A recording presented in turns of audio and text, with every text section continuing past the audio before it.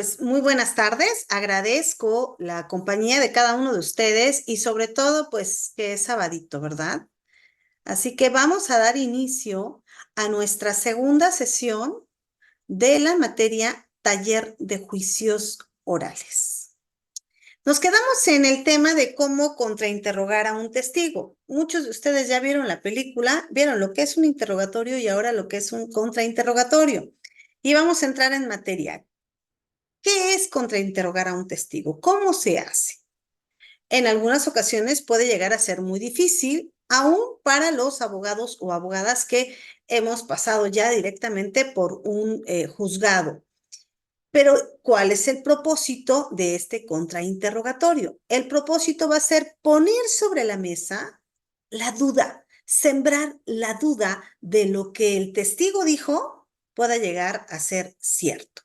Sobre todo cuando este testigo, pues obviamente está ahí porque está involucrado en este caso. Y usualmente las preguntas de un contrainterrogatorio son lo contrario a las preguntas de un interrogatorio directo. Entonces usted sí vio, entonces usted sí dijo, entonces a usted sí le consta. Ajá. Si ustedes ya vieron la película, que creo que la gran mayoría ya lo hizo, se percataron de la diferencia entre el interrogatorio y el contrainterrogatorio. En un interrogatorio directo, usted tiene que interrogar al él o el testigo con preguntas abiertas. ¿Por qué está usted aquí el día de hoy? Para que le permitan explicar totalmente su respuesta. Bueno, estoy el día de hoy aquí porque si no entro a clases, pues no voy a obtener el porcentaje, ¿verdad? Una pregunta de contrainterrogatoria debe de ser específica y que solamente necesite una contestación de una palabra. Entonces, usted entró a clases porque no quiere reprobar. No. Perfecto. Y entonces aquí tenemos un ejemplo de un contrainterrogatorio. Sí y no. ¿Qué es lo que nosotros demostramos en el interrogatorio? En el contrainterrogatorio, este poder que se da. Y aquí lo sitúo del 1 al 5. La preparación es clave, que nosotros podamos conocer no nada más el caso, sino también al testigo, que aprendamos a observarlo. Realizar preguntas abiertas, como el ¿por qué está usted aquí el día de hoy? Utilizar preguntas capciosas con moderación, entonces usted no quiere reprobar. Controlar al testigo. De pronto, preguntamos algo y el testigo se va, y tú así como que le haces ojos de que ya se calle. Entonces, ¿qué tienes que hacer? Gracias, testigo. Con eso ya lo controlas. Y él sabe que ya no puede expandirse más, porque de todo lo que diga, tu contrario va a tener también los elementos para poder contrainterrogar. Mientras más dices, más te comprometes y más tienes que responder. Utilice sabiamente las pruebas del juicio, lo que ya ofertamos, lo que ya se desahogó, lo que al testigo le consta. Por ejemplo, un perito va a hablar de su peritaje. Él no puede salirse. Pero yo pienso que el testigo, no, nada de eso. Gracias, testigo. Gracias, se acabó. Esos son los 5 puntos que nos van a denotar y nos van a demostrar el poder del contrainterrogatorio. ¿Ya lo tienen? Les iba a decir, tomen foto, pero algunos están entrando desde su celular. Entonces, el que pueda, puede tomar la foto. Prosigo. Las preguntas que hagamos en un contrainterrogatorio deben estar relacionadas de alguna manera a los asuntos de los que él o la testigo habló durante su interrogatorio directo. Podemos usar el contrainterrogatorio para señalar inconsistencias en la historia de él o la testigo y resaltar obviamente el testimonio que no concuerda. Usted puede sembrar dudas en todo lo que él o la testigo haya dicho. Usted ya había dado una entrevista similar a esta, o usted ya había declarado sobre estos hechos. Sí, declaré ante el Ministerio Público. Pero en esa declaración usted no dijo lo que nos acaba de decir aquí. Y entonces estamos evidenciando una contradicción. ¿Y qué va a pasar con eso? Que el juez va a decir, entonces muy probablemente me está mintiendo. ¿Qué preguntas podemos realizar en el contrainterrogatorio? Preguntas cerradas. ¿Cuántas diligencias realizó el día de hoy? ¿O cuántos peritajes ha usted realizado? ¿Y para qué realizamos esta pregunta? Para obtener información sobre un punto en específico. Preguntas sugestivas. Incluyen la respuesta en la pregunta, induce a responder un sí o no. Ustedes están aquí hoy en domingo, cuando pueden estar en su camita, si está lloviendo, tomándose un rico cafecito o tomándose un agua fresca. Ustedes están aquí porque no quieren reprobar, ¿verdad? Contesten. Sí, ¿verdad? O sea, ustedes están Sí, aquí por eso. sí, Ok. claro. Pregunta sugestiva. Llevo de una vez la respuesta. Usted firmó el acta, ¿verdad? Sí, sí, la firmé. Usted firmó su peritaje. Preguntas abiertas. No es muy recomendado porque el testigo puede recobrar su credibilidad. ¿Por qué no firmó el acta? Porque la verdad tuve muchísimo trabajo. ¿Qué cree que ese día llegaron, nos tomaron fiscalía y salí corriendo? Metí todo en las carpetas porque el otro día tenía que venir y dejar. Y ya permitiste que en su momento perfeccionara el error que tú estás observando.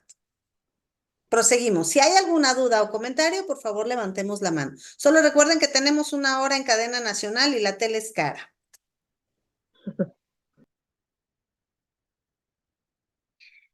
El contrainterrogatorio también puede incluir preguntas sobre las motivaciones de él o la testigo para dar su testimonio o cualquier parcialidad que él pueda tener a favor de la otra parte o en contra suya. Imagínate, por ejemplo, situémonos en la película. Había un lazo de consanguinidad y en un momento dado el hijo tenía la responsabilidad de defender no nada más al juez, sino de defender a su papá. Entonces, ahí obviamente, y nosotros como abogados no podemos ir con parcialidades, nosotros tenemos que ir a todo lo que nos da. Pero si existiera el supuesto de que el juez está litigando y tiene como abogado a su hijo, pues obviamente va a tratar como que de soplarle la respuesta en el oído, ¿verdad? Y ahí entonces nosotros podemos, en un momento dado, no ser parciales. Por ello aquí nos habla de que en el contrainterrogatorio podemos incluir preguntas sobre motivaciones que puedan estar latentes dentro del caso.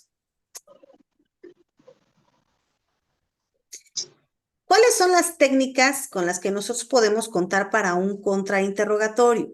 Y repito, y refiero, los que ya vimos la película, vamos a estar como pez en el agua ahorita en el tema. ¿Cuál es el objetivo del contrainterrogatorio? Número uno, la obtención de un testimonio favorable. Se busca lograr que los testigos adversos de esto se puedan dar adversos aspectos positivos para nuestra tesis, es decir, que podamos en un momento dado salir beneficiados con hacerlos caer en contradicción. Desviación del daño causado. Se busca limitar el testimonio adverso sin destruir al testigo o su testimonio. Simplemente hacer notar que algo no está cuadrando dentro de lo que se está diciendo. Destrucción o desacreditación. ¿Qué buscamos? Obviamente que carezca de credibilidad el testigo que está siendo contrainterrogado. Estos tres objetivos no son excluyentes ni de su aparición copulativa, sin embargo, se sugiere su aplicación cronológica, es decir, ir haciéndolo en cuanto a tiempo, ir mediando nosotros la situación. Dígame, Diana. Hay una parte de la película maestra que a mí me llamó mucho la atención, donde la mamá o sea, enfaticé en que la mamá al principio le dice al juez que se va a cobrar con su casa lo que le ha hecho a su hijo, que lo va a dejar sin casa.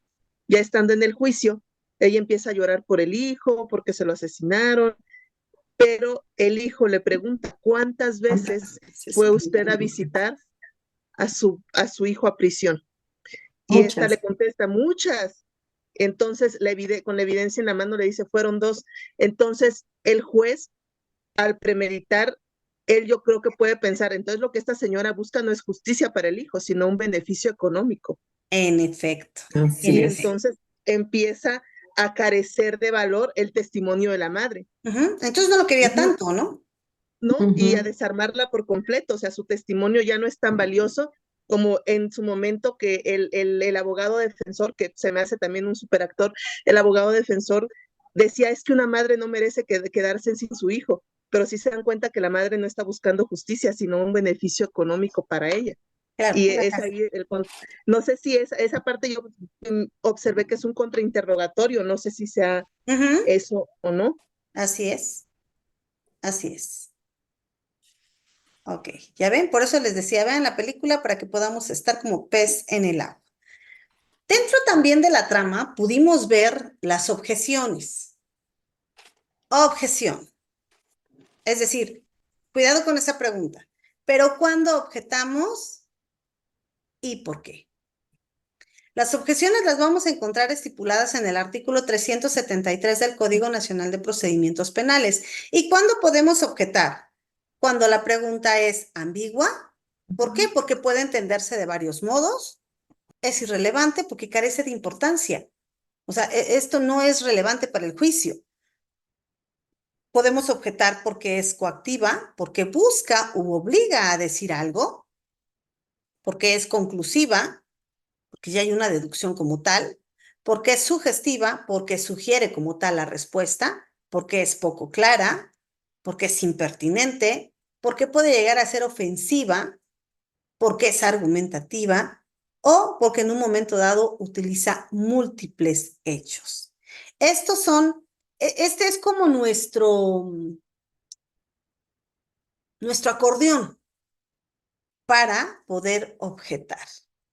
Cuando están contrainterrogando a nuestro testigo, cuando están interrogando o contrainterrogando a nuestro testigo, nos podemos en su momento dado objetar. ¿Por qué? Es ambigua, que aclare. ¿Y qué va a referir el juez? Defensa o fiscalía, sí al lugar o no al lugar a la objeción y reformule. Desea reformular.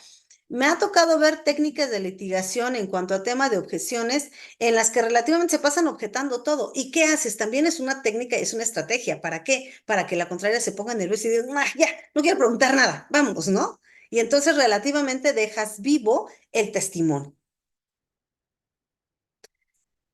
¿Cómo vamos a construir nuestras objeciones? ¿Cuál es el procedimiento? Advertir pregunta prohibida, o sea, estas que les acabo de decir aquí. Enunciar objeción, señalar por qué estamos objetando, fundamentar la objeción. El juez obviamente va a correr traslado, le va a dar vista a nuestra contraria para que en su momento refiera lo que a su argumento así le acomode. El objetado va a defender su pregunta. El juez, una vez que ya escuchó a ambas partes, resuelve si la objeción es fundada o infundada. ¿Es fundada? ¿Gusta reformular? ¿O es infundada? Conteste. Testigo, conteste. En materia de las objeciones, vamos también a proponer ahora el argumento para lo que nos interesa en esta clase. ¿Qué les dije que iban a construir? ¿Actividad final? Un alegato de Nuestros apertura. alegatos de apertura y de cierre. Ok. Vean cuál es la fórmula. La propuesta de esta estructura. Un lema. Se me ocurre. A ver, piensen. En el tema de la película, ¿qué frase le pondríamos a nuestro alegato, por ejemplo, de apertura? Todavía en el alegato de apertura ofrecemos. Y si estamos llevando a fiscalía o a defensa, al final del día a imputado o en su momento a víctima, tenemos que construir nuestro lema.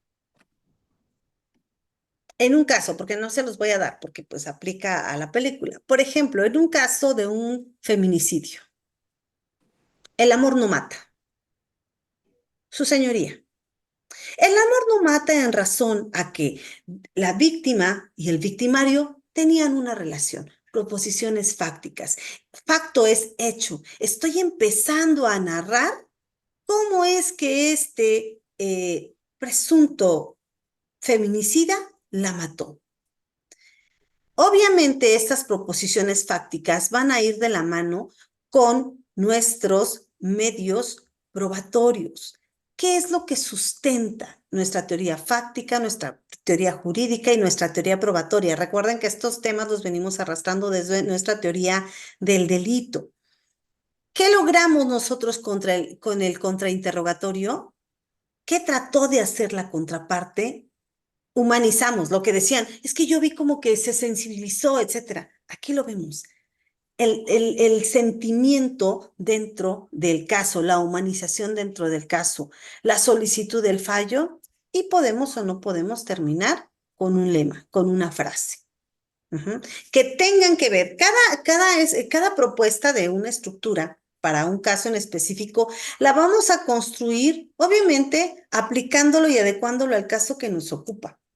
Y sobre todo, si yo voy a hacer la defensa, pues obviamente voy a refutarte aún hasta tu alegato de apertura en cuanto a que tú quieres probar que es culpable y yo quiero acreditar que no lo es. Ajá. Pero para eso tenemos que recorrer estos 8 puntos. ¿Ok? Proseguimos. Esto es para el alegato de apertura. Solicitamos que el fallo sea, obviamente, culpable. En el alegato de clausura, ya desahogamos toda la pasarela probatoria, ya vimos desfilar a cada uno de los testigos y podemos también iniciar con el lema. Puede ser el mismo del alegato de apertura o puede ser similar, pero debe de ir relacionado a la teoría de nuestro caso. Seguimos nuestras proposiciones fácticas, es decir, nuestros hechos, los medios probatorios que ya se desahogaron. ¿Qué logramos en su momento con los contrainterrogatorios? ¿Evidenciamos contradicción? ¿Alguien me levantó la mano o escribió algo en el chat? Igual ahorita les doy el uso de la voz para el que haya escrito. ¿Qué logramos con el contrainterrogatorio? Logramos desacreditar al testigo. Hubo en su momento inconsistencia en cuanto a lo que ya había dicho, en cuanto a lo que dijo en su entrevista y ahora en lo que está diciendo en juicio.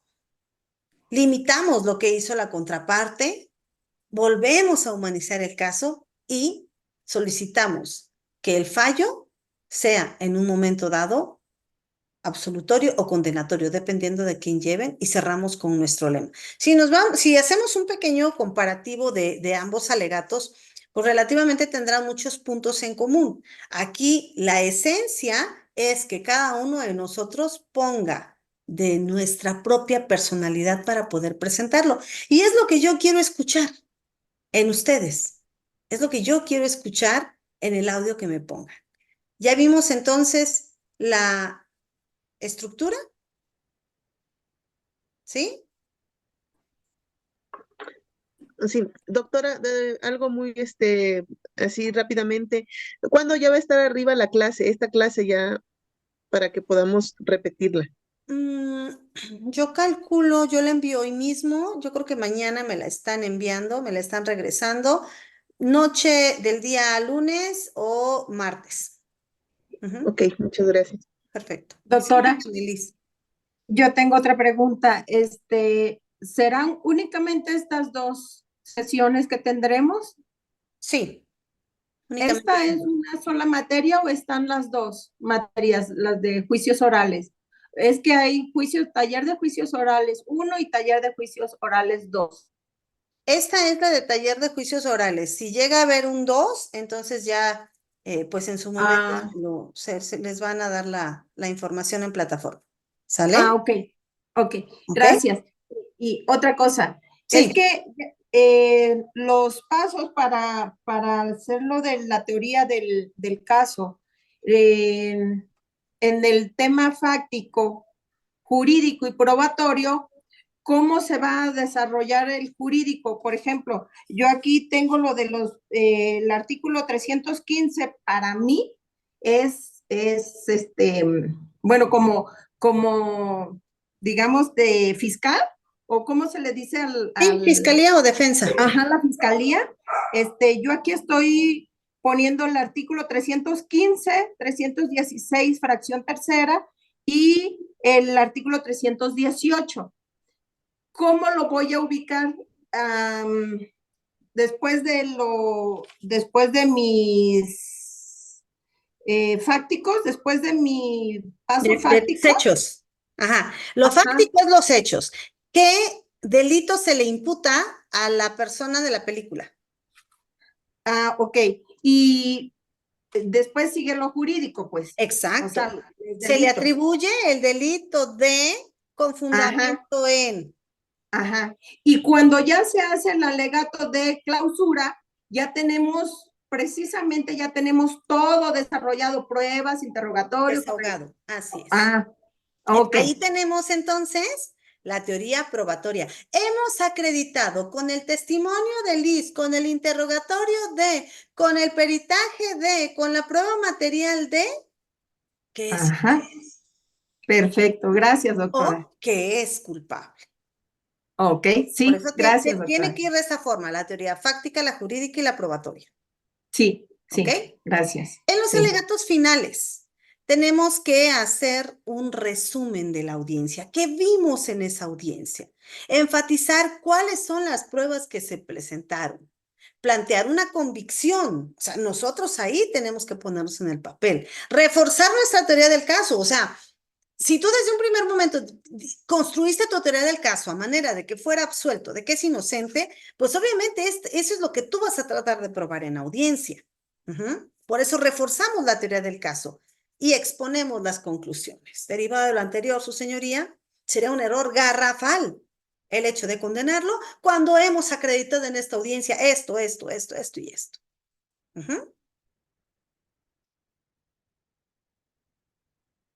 Hay una conducta que no obedece únicamente al tema de los juicios orales. Esto es relativamente en todas las áreas en las que nosotros nos movamos. La ética.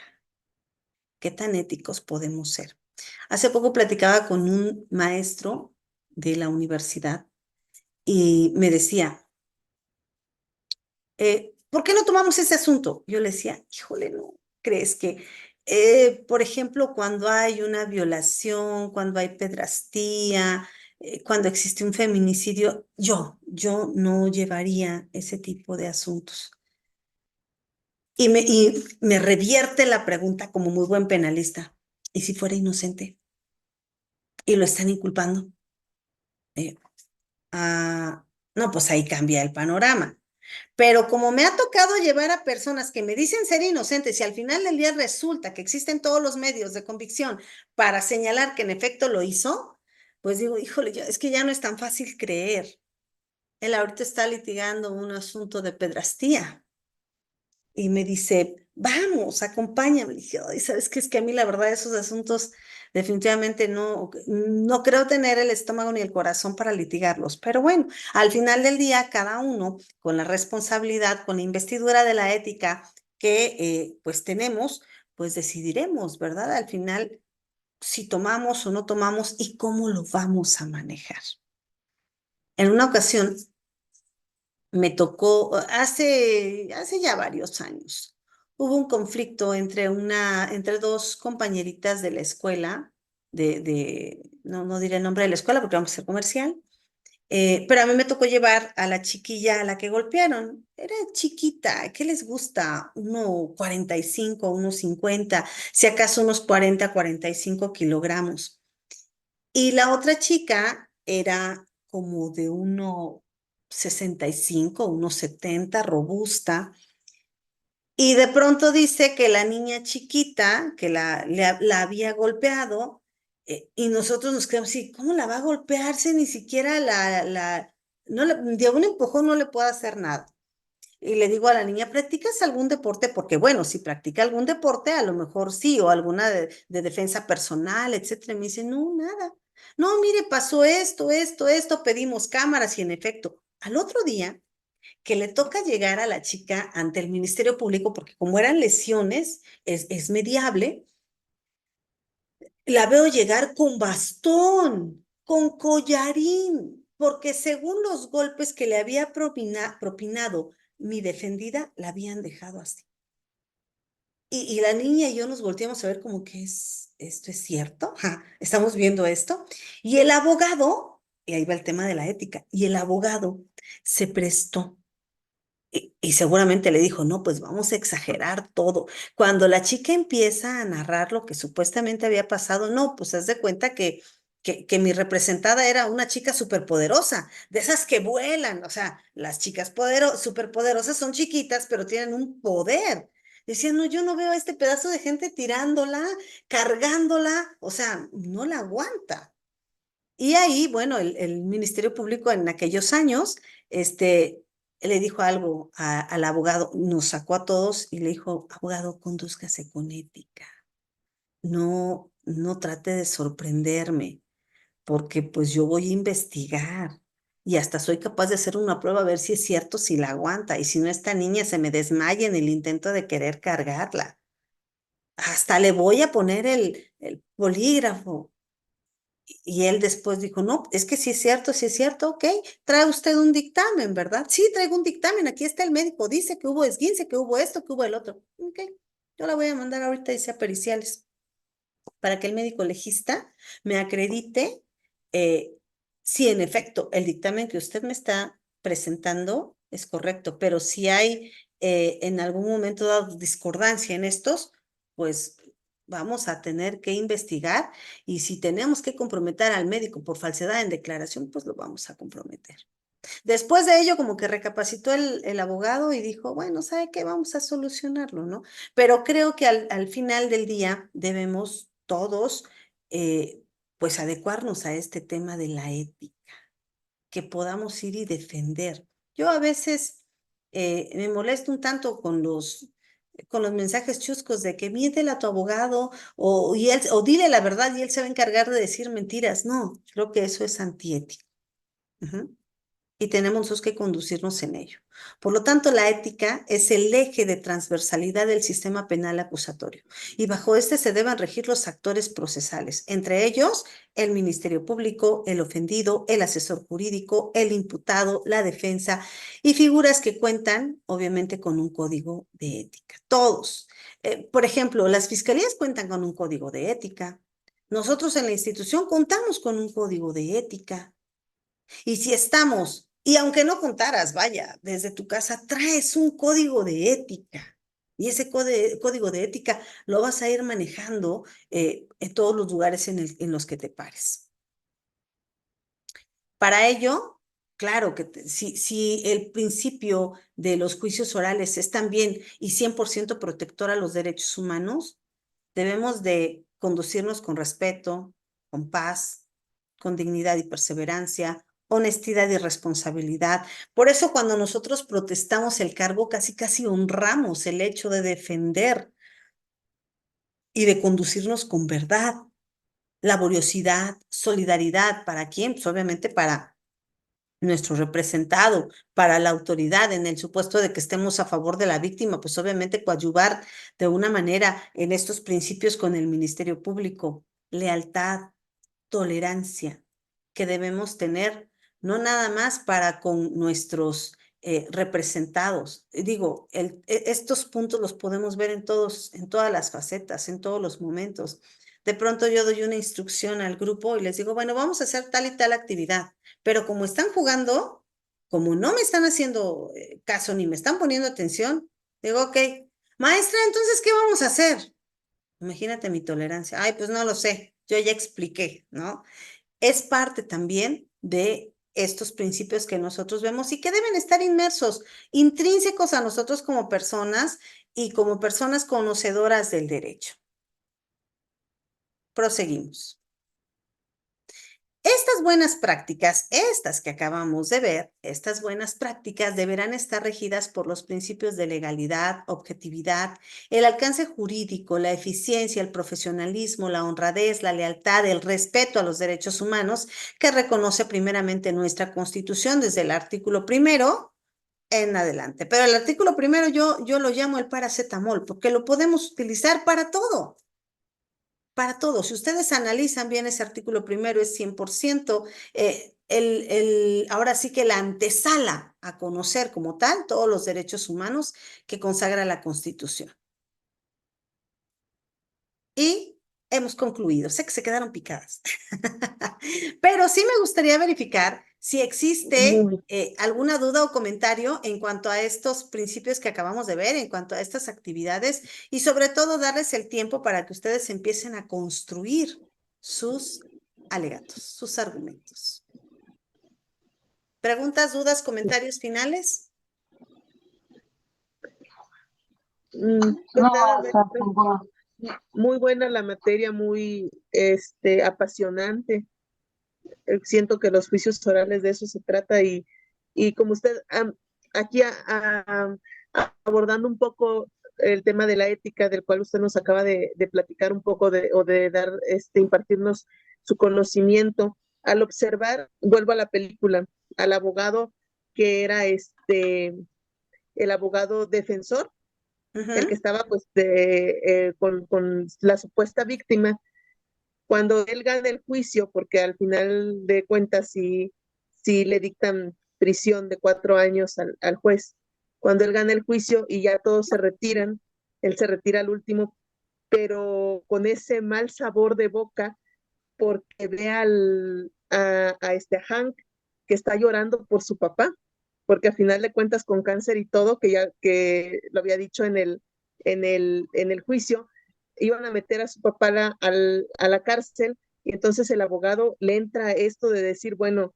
gané, defendí, y alguien que no era precisamente bueno, y voltea a ver al abogado, y como que quiere hablarle, como que quiere decirle, pero ya que le dice, o sea, lo siento mucho, o qué, pero pues sí o sea, es ahí donde entra ese principio de solidaridad, tolerancia, todo lo que usted nos decía ahorita, aunque seas el abogado que seas, es muy cierto, o sea, yo tal vez en un dado momento litigue, pero yo del mismo lado que usted no voy a tomar casos de pederastía, estoy segura, o sea, no de feminicidios ni de violaciones, y lo hemos platicado entre mis compañeras y yo, son casos que yo no podría defender, aún así se pudiera decir que fuera inocente, pues prefiero que alguien más lo haga, yo no lo puedo hacer. O Ok, sea, es más lo mío como laboral, como familiar, ¿me entiende? Pero sí. no estos casos. Yo no tengo estómago igual para Sí, estar. al principio fue Tantito, como le damos el egoísta. uso de la voz a Humberto y ahorita vamos con Liz. Humberto, por favor. Ok. Licenciada, buenas tardes y buenas tardes a todos.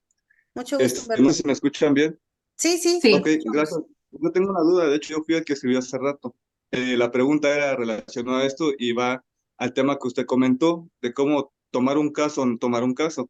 Al final de cuentas, la pregunta fue si uno, no sé si sea un principio, pero algo, bueno, algo que va relacionado es el principio de, o no, es la presunción de inocencia, ¿no es así? Ujú. Entonces, y es una presunción de inocencia y al tomar un caso no sabemos si es culpable o no lo es. En este caso, la representación social hace, en dado caso, cuando solicita la prisión preventiva, ahí no se está violando la presunción de inocencia.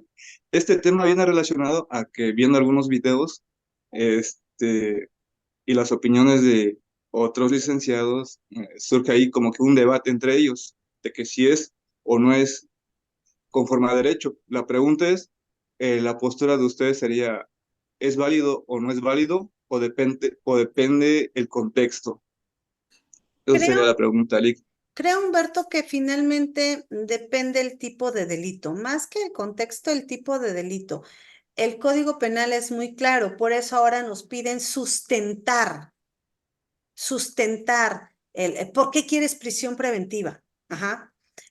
Hacíamos con la materia de redacción jurídica y competencia comunicativa, justamente los puse a redactar diversos argumentos, entre ellos los de la etapa inicial, que fue el control de detención, la formulación, la vinculación, la medida y el plazo de cierre. Y en el plazo de cierre me llamó mucho la atención porque, no, en la medida cautelar, que fue lo que les observé, porque ellos me pedían que se quedara, por ejemplo, es que quiero que se quede en prisión preventiva. Ajá, sí, pero yo les decía, ¿pero por qué? Argumentame por qué debe de quedarse en prisión preventiva. Y me dicen, es que, pues intentó, porque recreamos su caso, intentó llevarse a sus hijos, y agredió a la esposa, por lo tanto se activó el delito de violencia familiar. Yo le decía, sí, pero dime por qué debe de quedarse en prisión preventiva. Y ellos me decían, bueno, porque es agresivo, porque es violento, porque ya demostró que puede acercarse al domicilio, aun cuando ya tenía una limitación por parte del juez de que no debía ir, porque además tiene un poder adquisitivo que le permite viajar y cambiar de residencia en cualquier momento, porque pues ¿por qué, no? O sea, argumentame. Y ese es el punto en el cual nosotros para la prisión preventiva tenemos que argumentarla. Y no es exclusivo de ello. Si yo pido, por ejemplo, el que esté firmando periódicamente, el que se inmovilicen sus cuentas, el que no se acerque 100 metros a la redonda, sí, pero ¿por qué estoy pidiendo eso? De ello deriva el argumento, el sustento legal, no tanto porque el código nos lo permite, sino porque también tenemos que argumentarle al juez, porque tenemos que jugar con esa sensibilidad, hacerlo sensible a lo que nosotros le estamos pidiendo.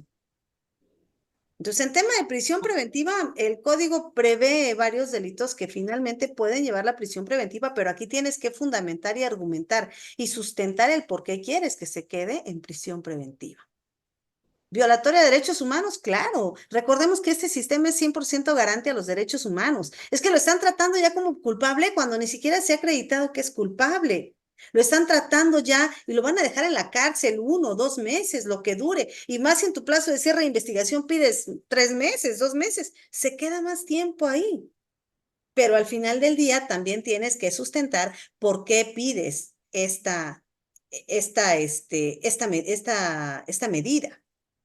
No sé, Humberto, si fue respondida su pregunta. Sí, licenciada, muchísimas gracias. Bueno, pues ahora sí, si hay algún comentario, creo que Liz querías comentar algo, ¿verdad? Lo que pasa es que, volviendo a lo que usted decía sobre la ética, ya la ética ya la traemos como en forma de valores desde casa, ¿no? Principios que ya tenemos. Como decía Dianita, yo no podría defender a un pederasta, a un violador, así, igual, yo no podría, pero sí podría estar en contra, pertenecer a la fiscalía. Claro. Eso sí, podría, con todas las ganas del mundo. Pero ahí también va lo de la ética. Precisamente una licenciada, no directamente conmigo, pero le dijo a mi hermana, yo no sé si es culpable o es inocente. Tú me estás pagando por sacarlo y yo lo voy a sacar. Como dé lugar, yo lo voy a sacar. Y yo así de, o sea, ¿y cómo trató de sacar a mi primo en este caso? Pagando fiscal, pagando, pidió muchísimo dinero y no hizo nada. Tan no hizo nada que no estaba el registro de los procedimientos, de la ley, del amparo, no había nada de mi primo hasta que entraron otros licenciados, y ya mi primo va a salir, gracias a Dios, antes de que se cumplan los 6 meses. Pero ahí está lo de la ética que dije yo, ¿cómo es posible que diga, no me importa si es culpable o es inocente, tú me vas a pagar porque yo lo saqué y punto? Que uno dice, bueno, tiene que demostrar que es inocente. ¿Por qué es inocente? ¿Por qué está pagando tanto? ¿Por qué está cobrando tanto? Y digo yo, no, está mal esa licenciada, está muy mal. Pero bueno, afortunadamente pues ya se contrataron otros licenciados y ya está todo por buen camino. Pero es la ética, los valores, los principios. Así es. Pero eso lo traemos desde casa también y simplemente lo vamos puliendo a lo largo del camino. Así es. ¿Algún otro comentario antes de irnos, los que no han participado? Ok, entonces damos por concluida la sesión. Agradezco como siempre su compañía, su tiempo y el interés en la sesión. Nos vemos muy pronto y les deseo mucho éxito. Cualquier duda, estoy pendiente, ya sea grupo de WhatsApp o al personal. Muy buenas Muy noches. amable, doctora, muchas gracias. Gracias, Gracias, doctora. Que Muchas estén gracias. muy bien. Hasta luego. Gracias. Buenas noches. Buenas noches. Podemos abandonar el aula.